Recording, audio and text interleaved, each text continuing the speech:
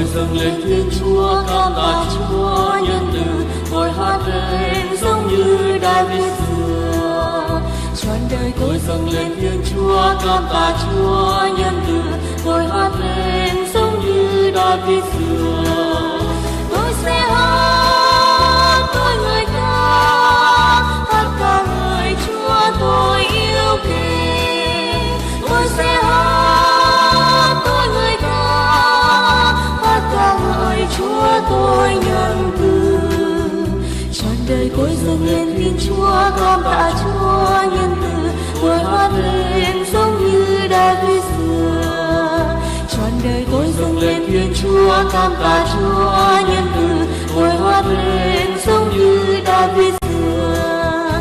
Tôi sẽ hát tôi người ca, hát ca ngợi Chúa tôi yêu kính. Tôi sẽ hát tôi người ca, hát ca ngợi Chúa tôi nhân từ.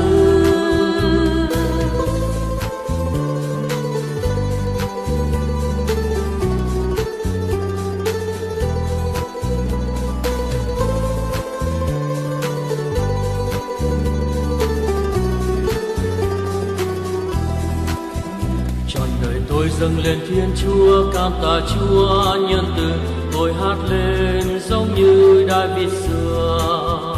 Trọn đời tôi dâng lên Thiên Chúa, cảm tạ Chúa nhân từ, tôi hát lên giống như David xưa.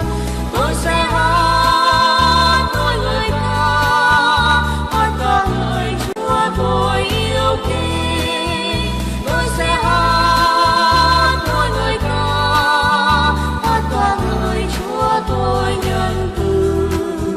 Trọn đời tôi dâng lên Thiên Chúa, cảm tạ Chúa nhân từ, tôi hát lên giống như David xưa.